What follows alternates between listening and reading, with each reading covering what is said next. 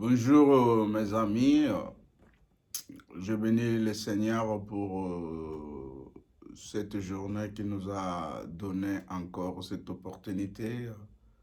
Lui, il nous renouvelle sa bonté chaque matin. Il est digne d'être remercié, élevé. Il y a beaucoup qui sont dans des situations tellement critiques, mais nous avons encore ce souffle pour vraiment l'élever et les remercier de sa bonté.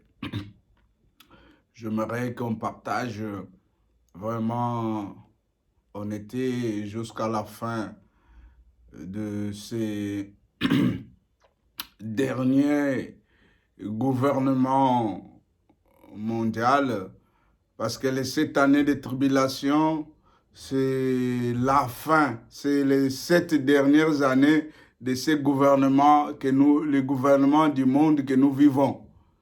Parce qu'après les 7 années de tribulation, tous les royaumes du monde, toutes les nations du monde ne seront plus. Seul le royaume de Christ qui va après cette année, il y aura 75 jours de prolongation. C'est ça vraiment notre thème d'aujourd'hui, les 75 jours de prolongation qui va vraiment à une période de transition qui va nous amener vraiment pour le millénium. Disons le millénium qui est le royaume de Dieu, le millénium où Christ va être le roi de toute la terre. Vraiment, nous sommes tellement contents pour vraiment que le Seigneur, selon ses promesses, il nous a préparé des royaumes pour les saints, pour tous ceux qui marchent vraiment avec lui. Dieu aime, il a aimé le monde malgré les péchés de notre aïeul Adam et Ève. Ils ont péché, mais Dieu ne nous a pas laissés vraiment dans la séparation avec lui. Il a vraiment envoyé son Fils pour mourir pour nous. Que tous ceux qui croiront à sa mort et à sa résurrection seront vraiment sauvés. C'est ça vraiment l'amour de Dieu qu'il nous fait montrer. Vraiment que nous entamons directement notre sujet du jour. Vous savez, bien aimé, on a suivi toutes les calamités, les fléaux, les coupes qui étaient vraiment dans la dernière temps de cette année de tribulation. Et nous sommes arrivés jusqu'à la bataille d'Armageddon. Et cette bataille d'Armageddon, c'est un combat. C'est une guerre, une bataille, une grande bataille que les nations vont tous réunis. Ils se sont tous ralliés, disons. Ils ont fait une alliance comme ils les ont fait depuis le début de cette année de tribulation. Et cette alliance pour combattre Jérusalem et surtout pour combattre Jésus-Christ avec son armée. Nous allons vraiment aller dans le livre de Apocalypse chapitre 19. Apocalypse 19. Apocalypse 19 à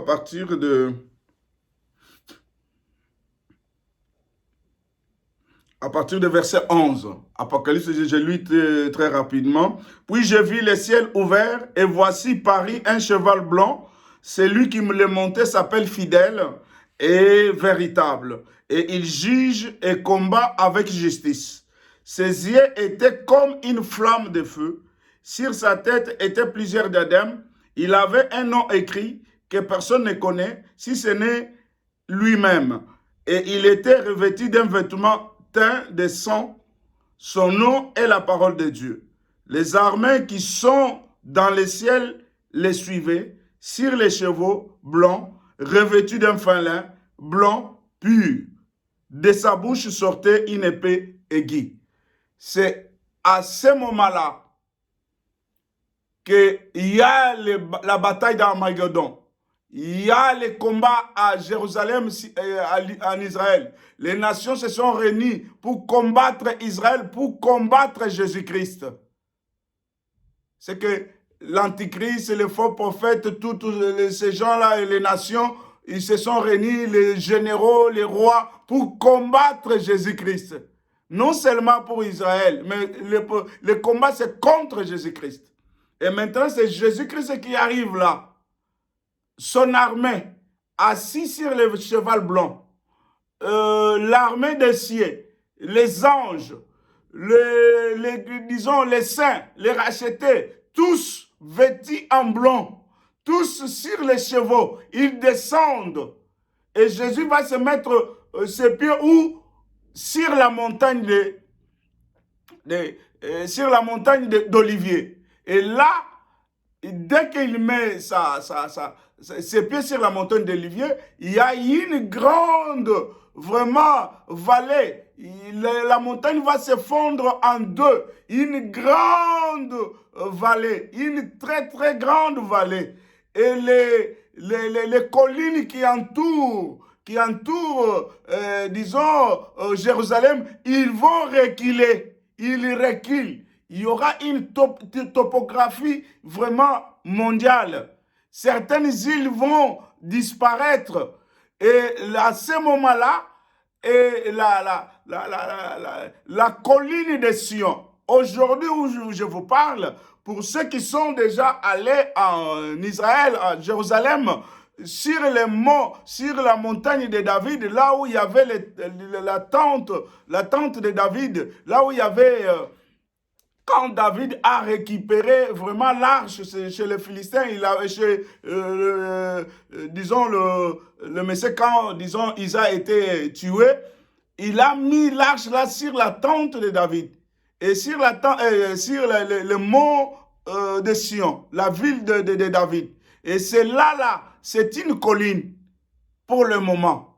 Mais au moment où Christ va mettre ses pieds sur la montagne des Oliviers, ces montagnes-là, ces collines-là vont reculer. Même les montagnes d'Olivier là vont reculer. Les montagnes des temples là vont reculer. Maintenant, la colline de Sion deviendra une grande montagne, la plus haute montagne du monde de cette époque-là. C'est ce que ce verset nous dit maintenant. De sa bouche, les armées qui sont dans le ciel et les suivaient sur les chevaux blancs, revêtis d'un fin lin blanc pur. De sa bouche sortait une épée aiguë pour frapper les nations. Et il pétra avec une verge de fer. Il les foulera la cuve du vin de l'ardente colère de Dieu Tout-Puissant. Il avait sur son vêtement, sur sa cuisse, le nom écrit, Roi des rois, Seigneur des seigneurs. Et 17 dit, et je vis un ange qui se tenait dans le soleil. Je m'arrête encore là. Christ arrive avec tous ses armées. C'est lui qui met fin avec son épée aiguë, son arc qui est là. Il va prendre l'antéchrist. Avec les faux prophètes, il va les mettre dans le feu, dans disons, le feu de la géhenne, dans l'enfer vivant. Et tous les armées qui sont là, ils seront tués. Tous les armées, ils sont là, les chefs militaires, les généraux, les rois seront tués là. Et là, il y aura beaucoup de morts. C'est lui qui met fin à cette guerre, à la bataille d'Armageddon. Là, nous sommes sur les 1260 jours, selon la prophétie de Daniel. Le temps maintenant qui commence là, dès que Jésus-Christ arrive, parce que les jours sont comptés, les mois sont comptés, les années sont comptées. Et là, c'est 1260 jours, selon ce que Daniel a prophétisé. On peut lire même ça aussi dans les livres de Daniel 12, versets 11 et 12. Daniel 12, versets 11 et 12.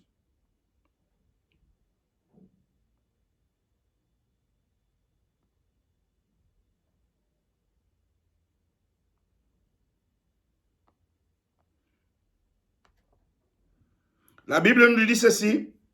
Depuis le temps où cessera le sacrifice perpétuel et où sera dressée l'abomination du dévastateur, il y aura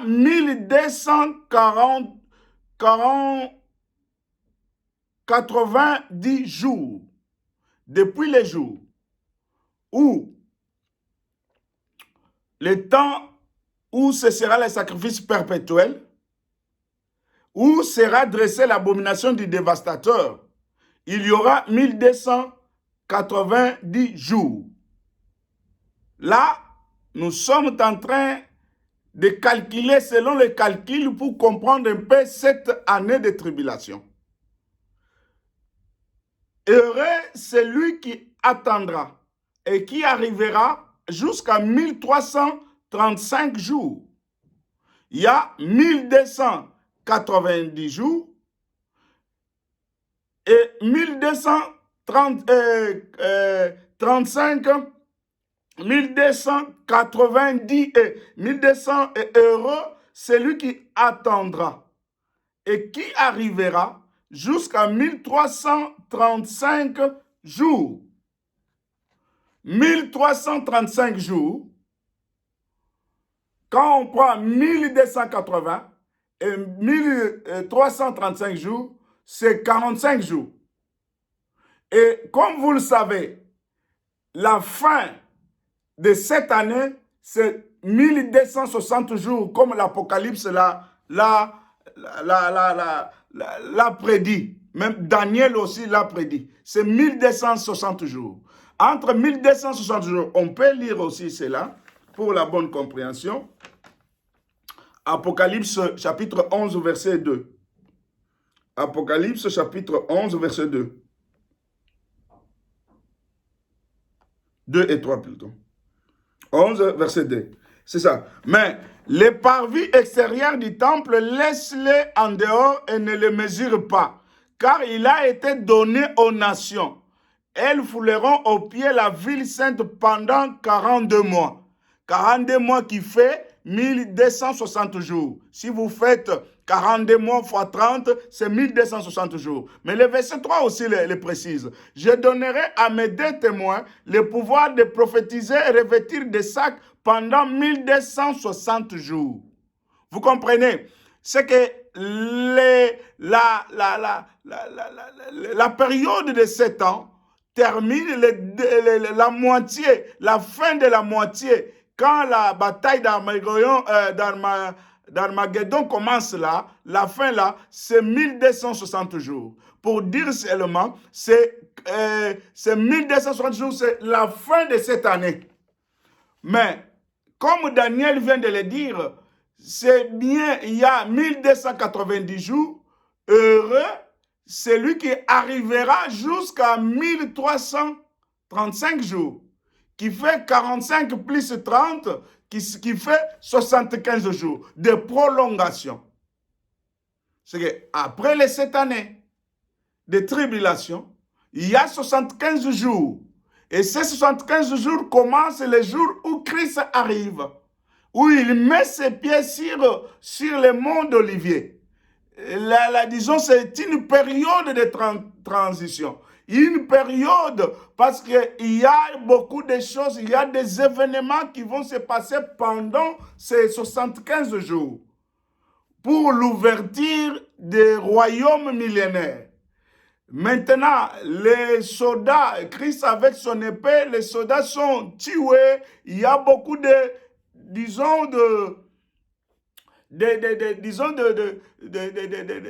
corps, des gens qui sont morts là. Ce que Christ a tué, c'est qu'avec la bataille, ce qui était là, il y a plein de corps là à Jérusalem. Vous savez qu'au dernier minute là, à la fin là, il y a eu un grand tremblement dans le monde entier. Vraiment, il y a des choses à reprendre. Il y a des choses à faire, des constructions. Et qu'est-ce qu'il y a? Il y aura des festins. D'abord, le festin des oiseaux, que je vais vous lire maintenant. Comme il y a plein de morts, comme Antéchrist avec le faux prophète est précipité directement dans l'enfer. Hein, et le diable déjà est lié dans l'enfer. Les choses, toutes les gens qui sont là, tous les morts qui sont là, maintenant c'est Christ va. Et la Bible nous dit dans les livres, toujours dans les livres d'Apocalypse 19, là où nous venons de lire, si nous continuons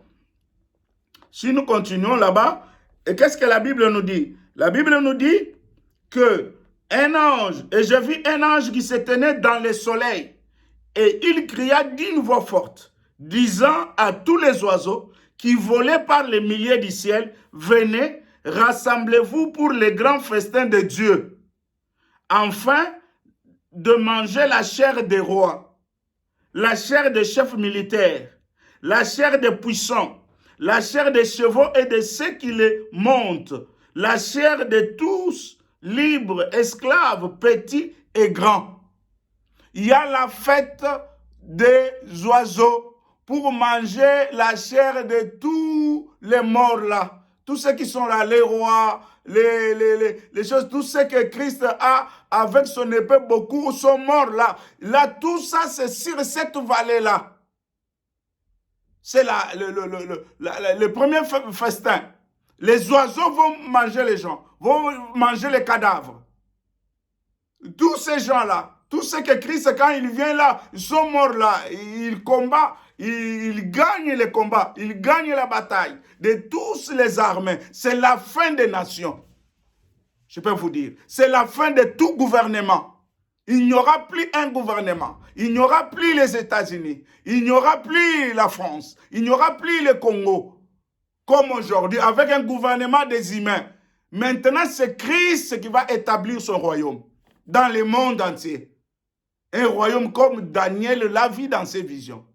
Il y a une pierre qui s'est détachée sans secours d'aucune main. Et cette pierre-là a embrasé toutes les statues, pour dire tous les royaumes là, parce que les royaumes de la terre étaient représentés par un statut. Et tous les royaumes étaient vraiment brisés. Et cette pierre-là c'est vraiment allé dans le monde entier. Il n'y avait pas d'autre pierre. C'est ça le gouvernement de Christ qui sera établi. Mais pour y arriver au millénaire, c'est cette période de transition, les événements qui vont se dérouler dans cette période-là que nous allons voir aujourd'hui. 1.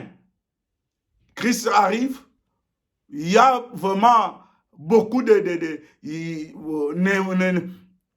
il faut savoir aussi qu'il y a eu beaucoup de plaies, il y a eu beaucoup de jugements, il y a eu beaucoup de choses, de tremblements, beaucoup de choses. Le monde n'était pas comme nous le connaissons aujourd'hui. Il y a eu vraiment... Et Christ, on doit rebâtir.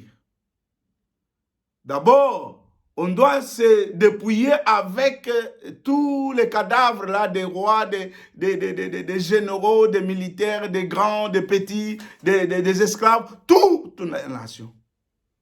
C'est la première chose qu'on va faire, ce que nous venons de lire.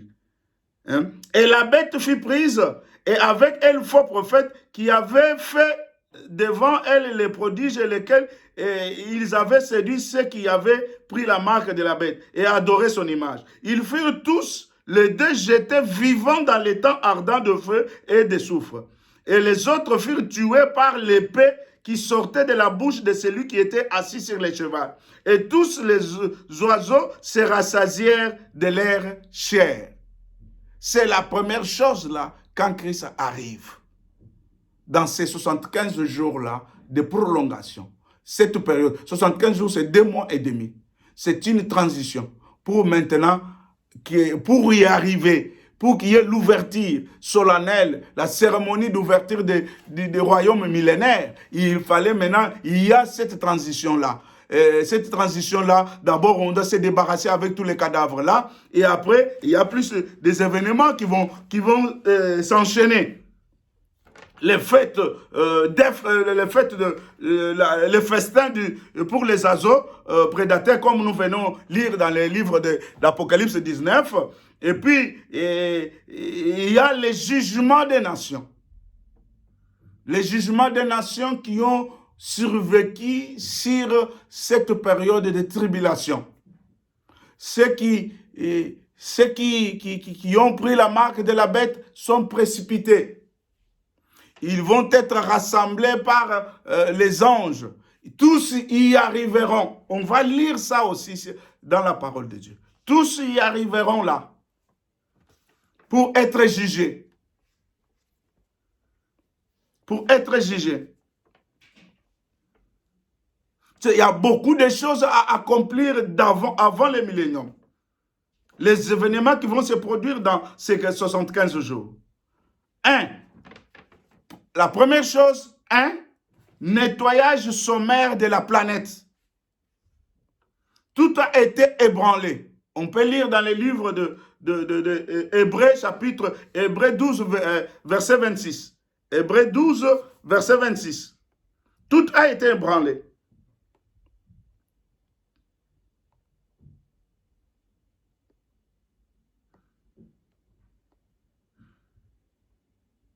Hébreux 12, 26 dit ceci. Lui, dont la voix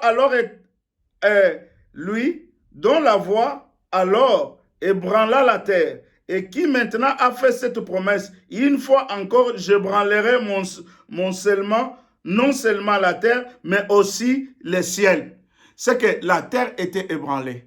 Les tremblements de terre, tous les jugements, tous les fléaux, tous les coupes qui ont été versées, toutes les choses, la terre, les eaux, tout était ébranlé. Maintenant, il faut reconstruire.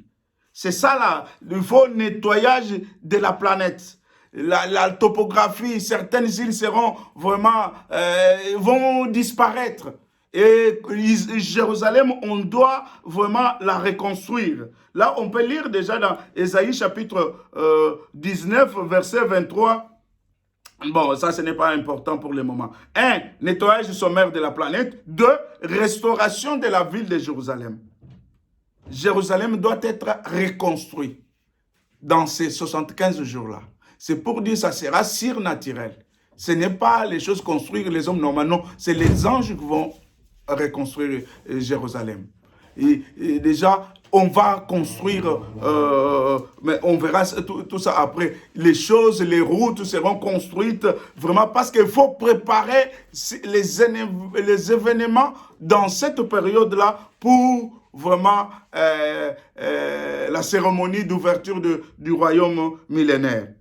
Restauration de la ville de Jérusalem. On peut lire Zacharie chapitre 14, verset 10. Restauration de la ville de Jérusalem. Zacharie 14, 10.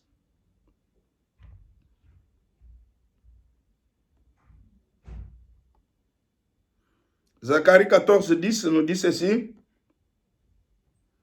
Tout le pays deviendra comme la plaine de Geba à Rimon, au midi de Jérusalem. Et Jérusalem sera élevée et restera à sa place, depuis la porte de Benjamin jusqu'au lieu de la première porte, jusqu'à la porte des Angles, et depuis la tour de Hananel jusqu'au pressoir du roi. La ville sera renouvelée, elle sera aplanie. Il y aura des constructions à ce moment-là.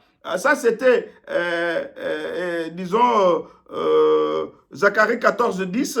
On a aussi Jérémie 31, 38. On peut lire aussi Jérémie 31, 38. Jérémie chapitre 31, verset 38.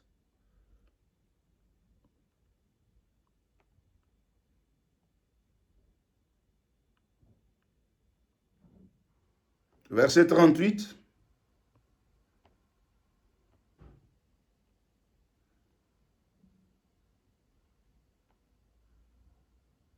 Ainsi par l'Éternel qui a fait le soleil pour éclairer les jours, qui a destiné la lune et les étoiles à éclairer la nuit, qui soulève la mer et fait mugir ce fléau, lui dont le nom est éternel des armées. Si ces lois viennent à cesser devant moi, dit l'Éternel, la race d'Israël aussi cessera pour toujours d'être une nation devant moi. Ainsi parle l'Éternel, les déos peuvent être mesurés, les fondements de la terre en bas peuvent être sondés. Ça c'est, disons, Jérémie du 31-38, Zacharie 14, 10, on a lu. On peut lire aussi Ésaïe 66 et 66, 20.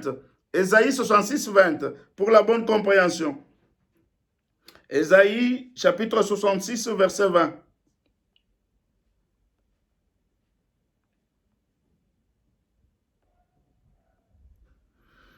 Qu'est-ce que la Bible nous dit dans le verset 20 d'Ésaïe 66?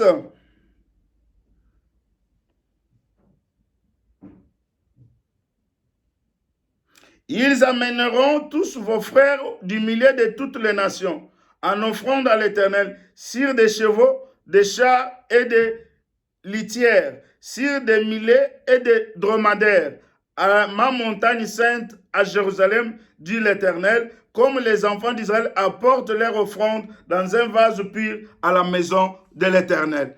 Ésaïe 2,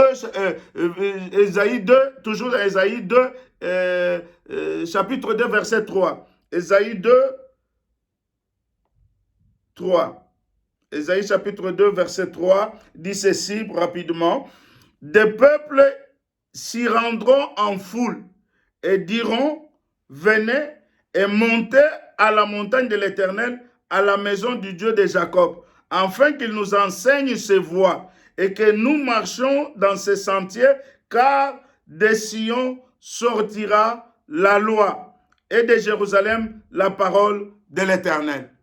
C'est qu'à ce moment-là, la Bible dit ici, des peuples s'y rendront en foule et diront, venez et montons à la montagne de l'Éternel, à la maison de Dieu de Jacob, afin qu'il nous enseigne des voies et que nous marchons dans ces sentiers, car de Sion sortira la loi et de Jérusalem la parole de l'Éternel. C'est que les nations vont se rassembler à cette période-là, à ce moment-là. Et la Bible dit dans le livre de Matthieu, dans le livre de Matthieu, que les anges vont rassembler toutes les nations, tous ceux qui sont restés de ces moments-là, tous ceux qui sont restés de cette période-là, disons de ces 7 années de tribulation, ceux qui ont resté vraiment, ceux qui n'ont pas pris la marque de la bête, ils seront là. Il y aura aussi les jugements de la nation. Vous comprenez? Il y aura les jugements des nations. Disons, il y a la 3, c'est la construction du 4e temple qui sera reconstruit. Disons, toujours à la montagne de Sion là, il y aura, parce que vous savez que le 3e temple était construit à la 2e période de tribulation. Et Antéchrist est assis là et il s'est dit qu'il est lui-même Dieu. Et avec cette guerre-là, quand Christ est venu, tout s'était ébranlé, on a détruit tout. Maintenant, Christ, il doit avoir sur sa montagne sainte, sur vraiment Mont de Sion, il y aura le 4e temple qui sera reconstruit. Là, on peut voir sur Zacharie chapitre 6, verset 12, Ézéchiel 40, verset 2, et les chapitres de Ézéchiel 40 jusqu'à Ézéchiel 47, les chapitres. On parle toujours Ézéchiel parle de ces visions vraiment de temple. Ce sera vraiment la 4e temple, le temple qui sera toute la durée millénaire. C'est ce temple-là, c'est là où Christ va s'asseoir, c'est là où son trône de Sion, il va gouverner vraiment le monde entier. Et comme vous le savez, la gloire reviendra dans cette 4e temple, la gloire de Dieu. Comme le déclare dans le 4e temple, Ézéchiel 43, verset 1 à 5. Dans cette période de 75 jours, il y aura beaucoup de choses seront rétablies. 3, c'était la construction. 1, c'était le nettoyage sommaire. Il fallait nettoyer de la planète, il fallait reconstruire, parce que tout était ébranlé, il fallait maintenant reconstruire, la reconstruction. 2, c'était la restauration de la ville de Jérusalem. Il fallait restaurer la ville, reconstruire, les anges vont reconstruire vraiment rapidement, surnaturellement. Et 3, c'était la construction du 4e temple, qui sera sur les monts de Sion, sur la ville de David. C'est là où Christ va régner. Son trône, c'est au mont de Sion. C'est là où il sera aussi couronné. Et il y a une grande montagne. Et maintenant, c'est parce que là où Christ va atterrir avec les armées, avec les saints, là, c'est la montagne de Sion. Il y a une petite vallée qu'on appelle la vallée de Cédron. Et c'est et quand ça va vraiment fondre cette montagne, il y aura maintenant une grande vallée où tout le monde entier,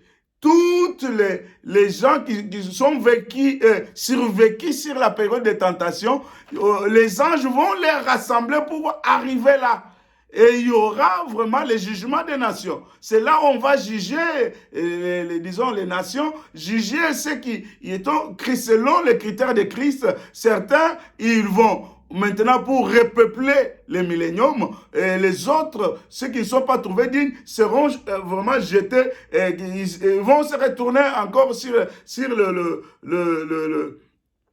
la terre va mourir, et puis la terre pour attendre maintenant, après les milléniums, avec les trônes blancs, là où sera vraiment le jugement de la fin. Le jugement de la fin. Le trône blanc, c'est après millénium. Tribunal de Christ. 4, c'est tribunal de Christ. Mais c'est quoi le tribunal de Christ? Est-ce qu'on va juger encore le tribunal ici de Christ? Ce n'est pas le tribunal pour juger les chrétiens, et disons plutôt les saints. Mais plutôt c'est pour les récompenser. C'est pour les récompenser. On peut lire dans le livre de 1 Pierre chapitre 5 verset 4. 1 Pierre chapitre 5 verset 4. 1 Pierre 5 verset 4. La Bible nous dit ceci. Et lorsque le souverain pasteur paraîtra, vous obtiendrez la couronne incorruptible de la gloire. Quand il va apparaître le souverain pasteur paraîtra, vous obtiendrez la couronne incorruptible. C'est que le Christ, quand il va apparaître dans son royaume, quand il vient là, il y aura ce tribunal-là, et c'est là où on va donner la couronne incorruptible à chacun, selon vraiment ce qu'il aura fait. Ce qu'il aura fait. On peut lire aussi dans Matthieu chapitre 16, verset 27. Matthieu 16, 27. Pour la bonne compréhension de ce tribunal de Christ. Matthieu 16, verset 27. Matthieu 16, 27 dit ceci.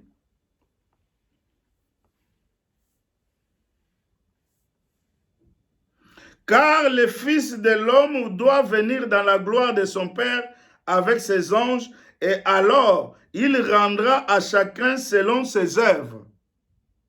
Je vous l'ai dit, en vérité, quelques-uns de ceux qui sont ici ne mourront pas. Pour dire que quand Christ va apparaître avec ses anges, il donnera, car le Fils de l'homme doit venir dans la gloire de son Père avec ses anges, et alors il rendra à chacun selon ses œuvres. Christ va récompenser. Les saints vont être récompensés à ce moment-là, selon ce qu'ils ont fait, selon l'évangile, selon comment ils se sont comportés, comment leur fidélité, comment tu vis. On peut lire aussi dans le livre toujours de Matthieu. Toujours de Matthieu. Le Seigneur va nous récompenser. C'est que nous sommes chrétiens. Nous ne serons pas tous égaux selon notre fidélité envers Dieu. Souvenez-vous de ces paraboles des mines. Il a donné, c'est Christ lui-même, il a donné des mines à 10 de ses serviteurs. Et quand il est parti dans son voyage, il revient. On n'a pas beaucoup de temps parce que nous avons problème de l'heure. Et après, quand il revient, et l'un a dit, bon Seigneur, les mines que tu m'as laissées, maintenant voilà, j'ai multiplié ça avec les 10 mines. Eh bien, brave serviteur. Maintenant, donne-lui le gouvernement de 10 villes. Et l'autre aussi 5 villes. Et celui qui n'avait pas produit sa mine, on a enlevé, on a donné même au grand. Ce n'est pas que, comme il n'a rien fait, il n'a pas produit, qu'il est en dehors. Il est toujours là. mais il n'a rien. Il n'a pas de fonction. Certains gouverneront 10 villes, certains 5 villes. Certains aussi, rien, ils sont là, mais ils n'ont pas les choses parce qu'ils n'ont pas. C'est pour cela, quand nous sommes là, nous devons être fidèles. Nous devons mettre la parole de Dieu. Quand tu parles de l'évangile, quand tu fais des choses bonnes, ne soyez pas égoïstes. Ne soyez pas, l'amour de Dieu doit être en nous. Christ Dieu est amour. Et cet amour-là doit être répandu à nous. C'est que ce que nous faisons, comment nous nous comportons, notre service pour le Seigneur, ce que nous faisons, il y a aussi les récompenses pour tout un chacun. C'est pour dire qu'il y aura aussi des chrétiens, parce que je n'ai pas le temps pour aller vraiment en profondeur de ces passages, parce qu'il y a beaucoup de choses dans ces passages-là, disons, de la parabole des mines. Mais on n'a pas le temps. Peut-être quand on aura un temps, on peut faire, parce que je dois parler vraiment brièvement sur 7 jours disons, 75 jours de prolongation pour vraiment la transition pour le royaume millénaire. Il y a 4, c'était tribunal de Christ réservé pour les croyants, pour les récompenser les saints, les racheter. 5, c'est jugement des nations. Oui, j'ai anticipé aussi ça. 5, maintenant, les nations seront anticipées. Et nous allons lire dans Matthieu 25, 31. Matthieu chapitre 25, 31.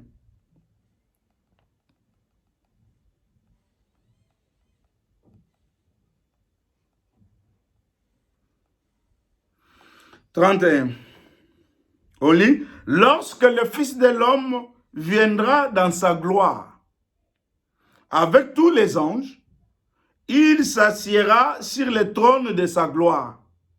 Toutes les nations seront assemblées devant lui. Il séparera les uns avec les autres. C'est quoi là? Toutes les nations. Les nations qui sont survécues sur cette période-là de tribulation. Ils seront tous rassemblés. Les anges vont les rassembler. Ils seront là, sur cette grande vallée-là, la vallée de Cédron. Maintenant, on appelle la vallée de Cédron. C'est une petite vallée. Mais quand il sera grand, quand Christ reviendra, on l'appellera la vallée de Josaphat. Et toutes les nations seront rassemblées. Les anges vont rassembler. Ceux de Kinshasa seront là. Ceux de Matadi seront là. Ceux de Mbandaka seront là. Ceux de New York seront là. Tous les nations seront jugées. Et on va trier là-dedans, là, pour les faire entrer dans le millénium. Parce que le millénium, il y aura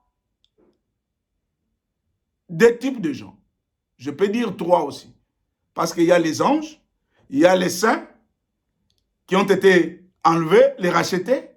Et puis, ces nations-là, parce que le millénium, il doit être repeuplé. Le millénium doit être repeuplé. D'où il y a des gens qui vont vivre normalement, les gens normaux, qui vont vivre, qui vont se marier, qui vont peupler le millénium. Et le millénium sera plus. Aujourd'hui, nous sommes 7,5 milliards sur toute la terre. Mais le millénium sera plus que 7,5 milliards. Parce que Christ sera le grand roi. Un peuple nombreux, c'est la gloire d'un roi. Et Christ, c'est un grand roi. Le millénium sera vraiment peuplé. Ça, c'est vraiment les jugements des nations. Pour le moment, je m'arrête là. On va continuer. Le jugement 31, 32, toutes les nations seront assemblées devant lui. Il séparera les uns avec les autres. On continuera sur les prochaines vidéos. Vraiment, que mon Dieu bénisse ces moments que nous partageons. Nous continuons bientôt.